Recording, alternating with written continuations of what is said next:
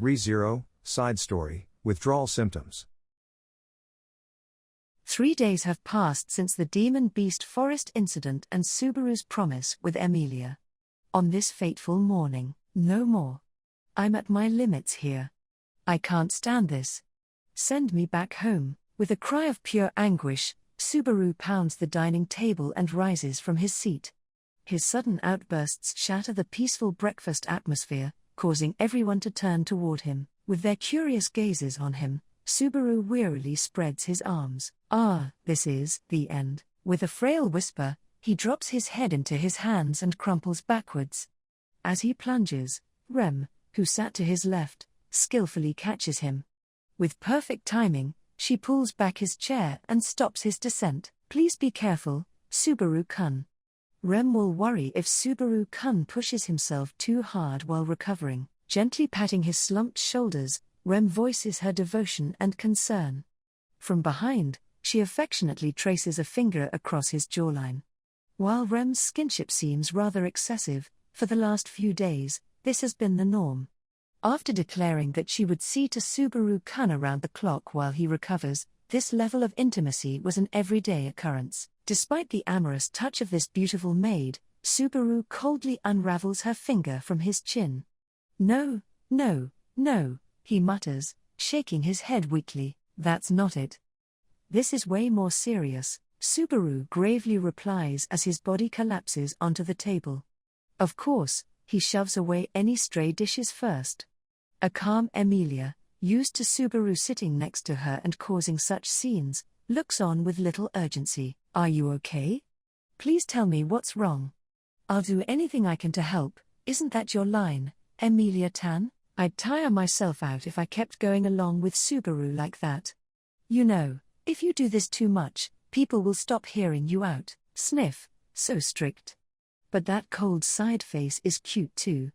Damn it. With his head still resting on the table, Subaru appeals with fluttering, upturned eyes.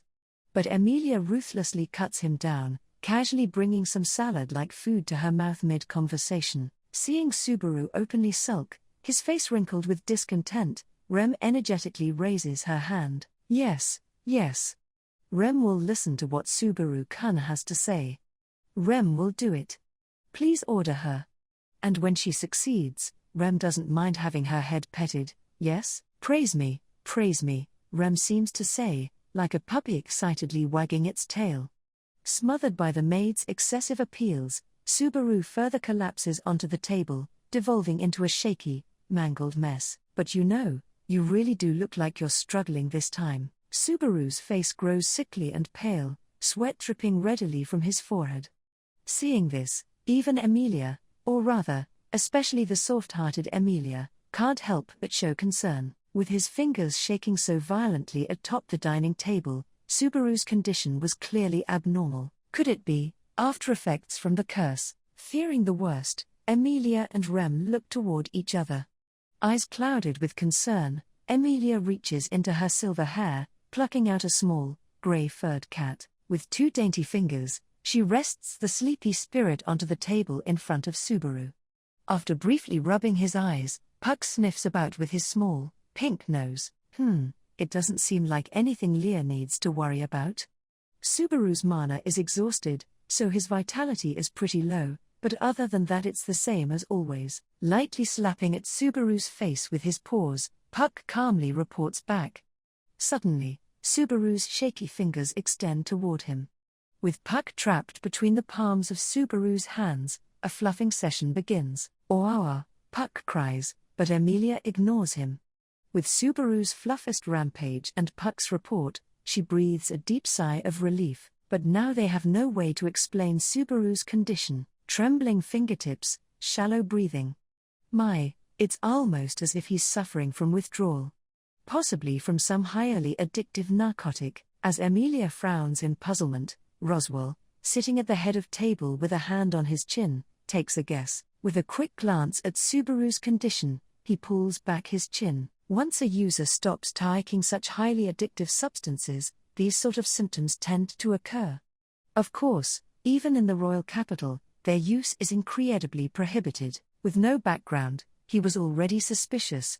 but to use illegal narcotics, Ram misjudged you, Barusu.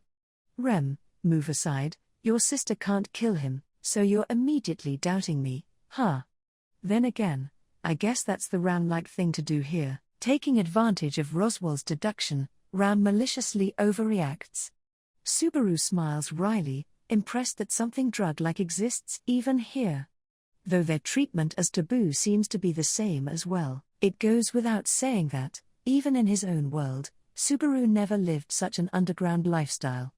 At worst, he lived the underdog life of a lonely NEET. Thus, such narcotics are unrelated to the state of Subaru's body.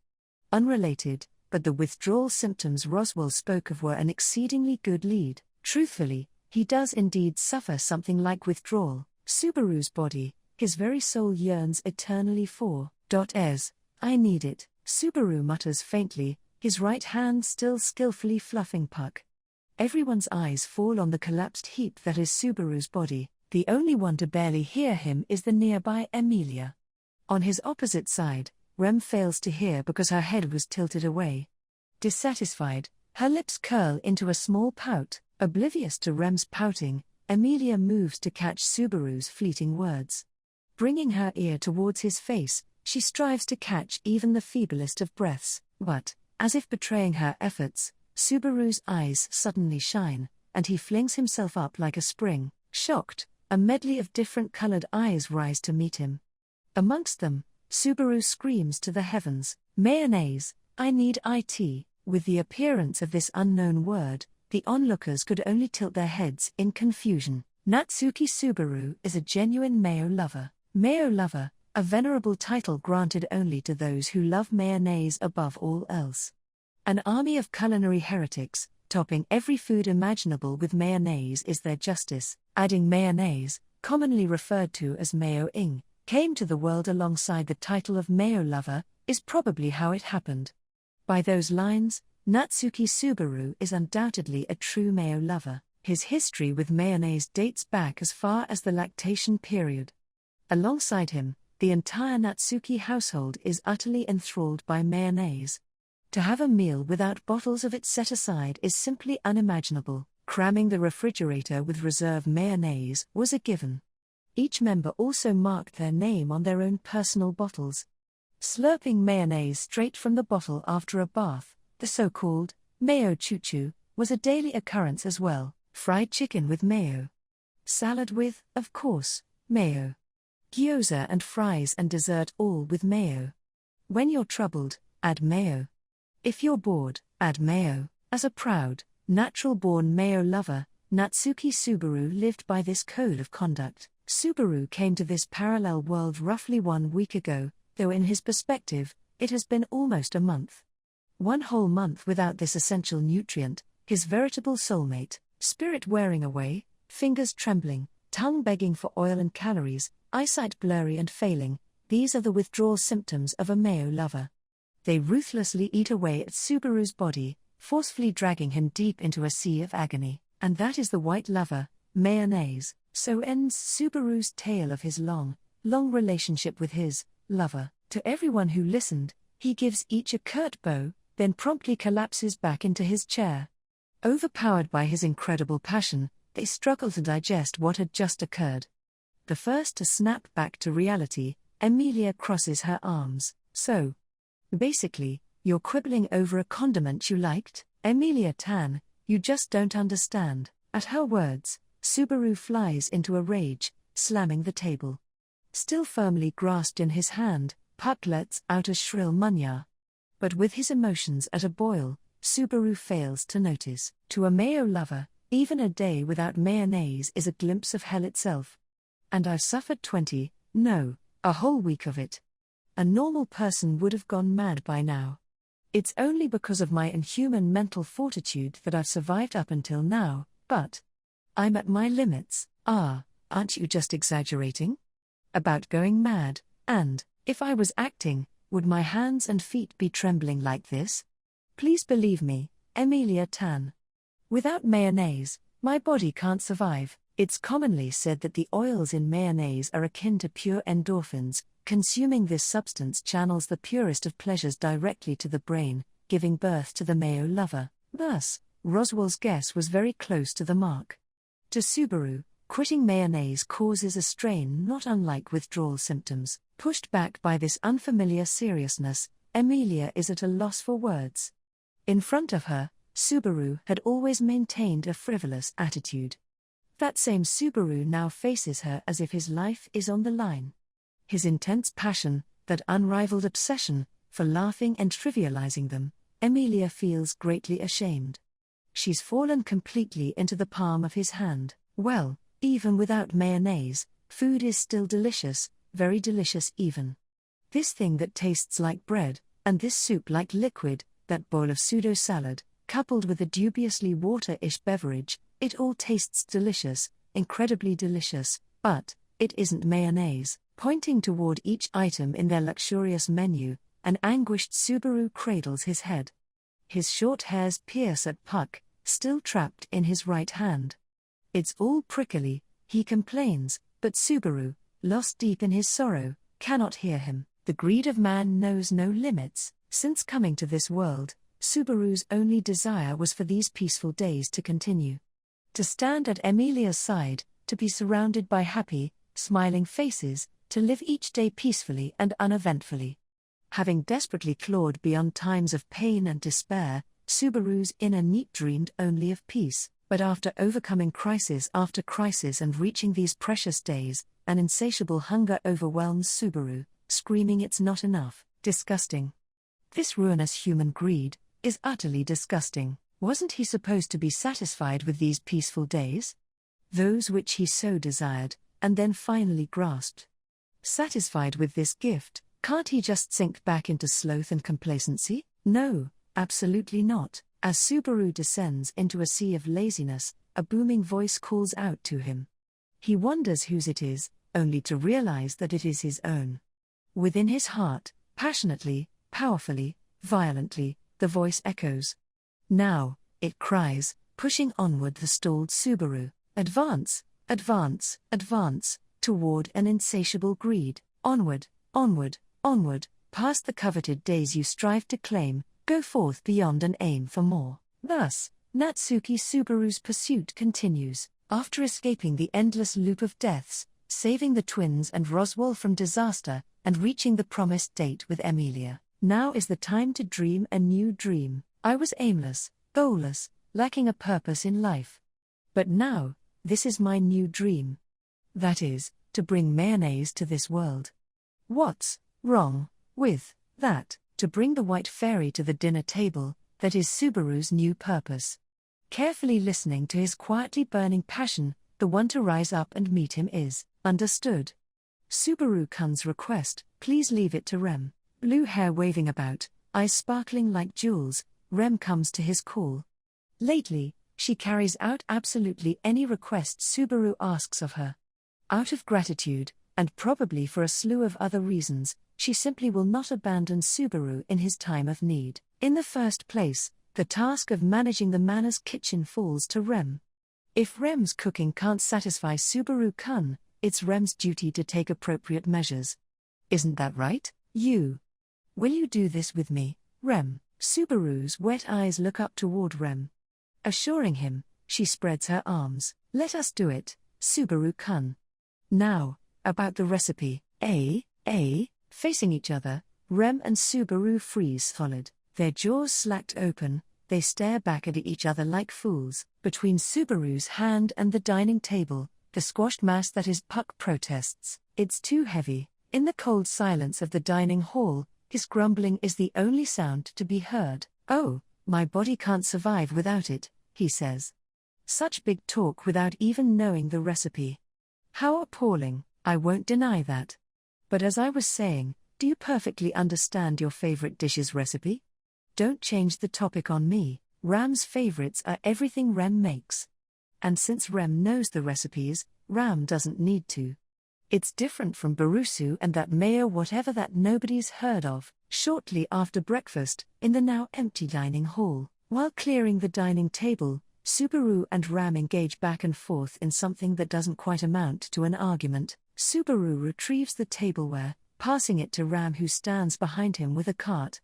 In contrast to his abnormally slow pace, she transfers the tableware to the cart with a trained hand.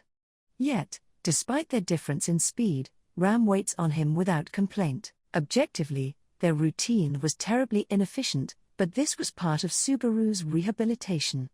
In fact, Ram herself volunteered to assist Subaru's work. After recovering, Subaru would eventually be reinstated as a servant of the Withdrawal manor. By taking on simple chores every day, he'd grow accustomed to the work and acclimate back to health. This was his duty for the past few days. Originally, Rem grandly declared herself as Subaru's aide. However, since work would be delayed all throughout the manor, she was instantly rejected. In comparison to Ram, setting Rem aside as Subaru's aide would be devastating. Considering she manages roughly 90% of the work, the loss of her fighting potential would be like running the manor at 10%. To no one's surprise, her request was immediately shot down. If only she was more self-aware about that. It'd definitely help her self-esteem. Wiping down the dining table, Subaru laments with a light sigh. The manor depends on Rem for the majority of its chores. Though Ram doesn't slack off either, there exists an undeniable difference in ability, and yet, Rem's self-deprecating nature refuses to change. In a sense, her self-worth comes not from within, but from others, with Subaru as the main provider, as of late. Though her praise-seeking behavior could be seen as a sort of progress, then again, the 24/7 barrage of, "How is it? Did Rem do well? It isn't strange, is it? Is it tasty, Subaru-kun? Rem doesn't mind being praised, yes? Praise me, praise me, praise me," is really wearing me out. Though Subaru himself allowed it, the weight with which Rem leans on him is immense and crushing. After keeping to herself for so long, Rem was like an explosion. Subaru just hopes that, like an explosion, her extreme forwardness will be a brief phase. If this goes on for much longer, with his body still recovering, he'd stand no chance. Be that as it may, Subaru can't just bluntly shake Rem off, especially since his feelings for her have started to bloom. That child's stubborn inferiority complex is dyed straight into the wool. It must be from our childhood, when Ram was a bit too much of a prodigy. Isn't it a bit much to call yourself a prodigy, especially in the past tense? How big-headed does someone need to be to make a claim like that? If Ram was still in her prime, everything above Barusu's neck would be gone by now. Honestly, why does Ram have to hang her hopes on a man like Barusu? Ram sighs wearily. Tilting his head at her words, Subaru seeks an explanation. With a particularly disgusted look, she side glances back. Up until now, all that existed in Rem's world was Ram, Roswell Summer, and the manor. While Emilia Summer and Beatrice Summer were in her scope as well, she probably didn't attach much importance to them. As for anyone else, all the more. Yeah, Rem does seem to have that kind of narrow-mindedness. This narrow-mindedness also explains why she rashly jumps to conclusions. Secluded from the world, Rem resolves her problems internally, deciding everything by herself. As a victim of that dangerous thought process, this analysis is deeply etched in Subaru's mind. Looking back, he laments his poor conduct from that time. "What are you staring at Ram for? Why don't you figure it out for yourself, nay Summer? Stop looking at Ram with those perverted eyes. We're the same in terms of looks, so just do what you want with Rem instead. That beautiful, sisterly love of yours isn't beautiful at all, is it? Well, putting that aside for now." Skillfully ignoring Subaru's shouts, Ram swipes the cloth out from his hand. With a swift motion, she usurps his role and begins cleaning. Subaru's arm had given out from exhaustion some time ago. He tried to keep talking as an excuse for a break, but Ram saw through him. Feeling somewhat guilty, Subaru turns away from her as she works. "So, what was that thing you were talking about?" Asking for an answer that you already know, Ram thinks that's quite malicious. "Wouldn't it be bad if we misunderstand each other? After all, it's an established fact that I'm an oblivious guy who couldn't read emotions to save his life. I'm round table class." Though she doesn't quite understand, Ram responds with a long sigh. Murmuring, she continues, "Rem's small, narrow world, like a contamination, Barusu forced his way into it. If that contamination rampages enough, the walls of that child's small world might push out just a bit. So dreams a beautiful girl named Ram. Careful, that act of yours is starting to resemble me a bit too much. Also, those dreams or whatever, don't dump them onto me like that. I only do what I can, and sometimes I don't even do that. Subaru's motto is to do or not to do. If you can't decide, then don't do anything. With this as his personal creed, he allowed countless potential events to slip past him. Subaru boasts his uselessness with a triumphant smirk. But with a curt humph, Ram coolly scorns back, unable to abandon the village children, much less leave Rem behind. And in the end, becoming a decoy to let Ram and Rem escape. Trying to act tough after all that, it gives Ram goosebumps. Stop spelling out my deeds. Looking back, I'm so embarrassed, I could explode. Seriously, what's wrong with me? I must have let the tension get to my head. That's not me, goddammit. Thinking back on his actions, a bashful Subaru crouches and furiously shakes his head.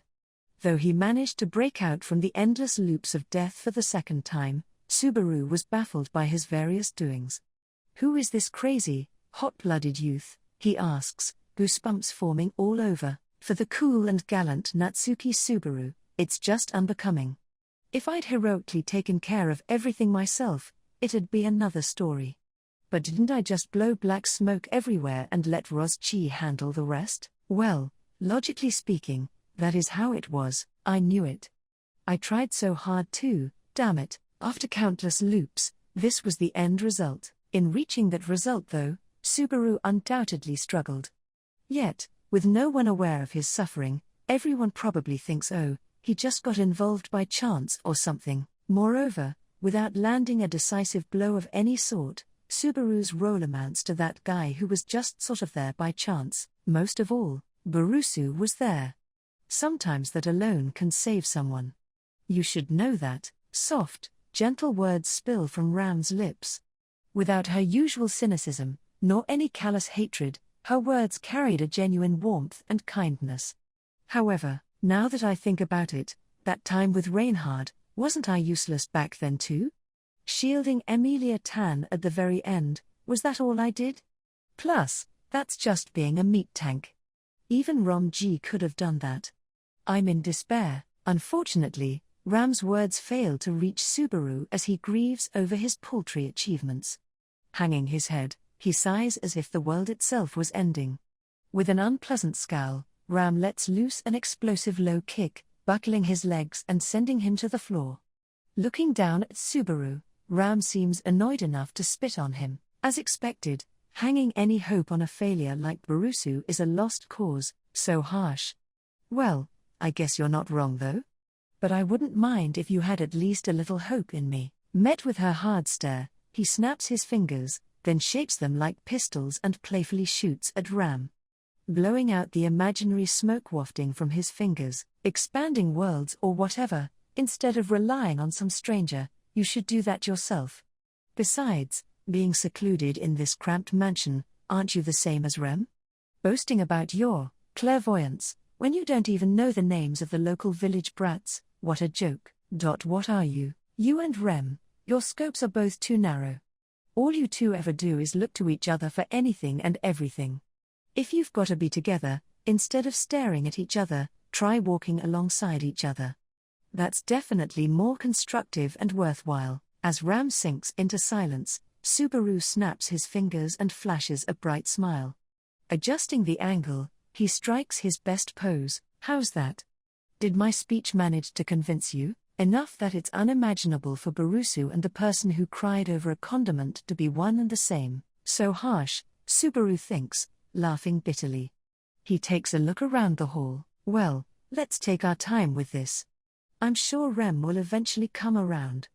After thinking and worrying for a while. One day, when she stops to look carefully, she'll realize that compared to herself, Nay Summer's totally inferior. Yes. Ram hopes that day comes soon. With his teasing unexpectedly met with agreement, Subaru involuntarily falters. There wasn't a hint of bluffing or falseness in her words. Ram spoke from her heart. What are you going to do if that day actually comes? Even then, As the elder sister, Ram is to be respected.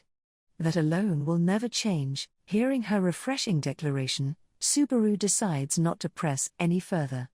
Though he feels he's been sticking his neck where it doesn't belong since quite a while ago, he shoves the thought away. Subaru sees that she's finished working. He's forced to recognize that, in the end, Ram took on the brunt of the work. Subaru's recovery still has a ways to go. As for hiding his weakness, even more so, I can't let Emilia Tan and Rem see me like this after all. He doesn't want the former to see his weakness. He doesn't want the latter to feel guilt and indebtedness. Both feelings stem from his stubbornness as a man. To do or not to do?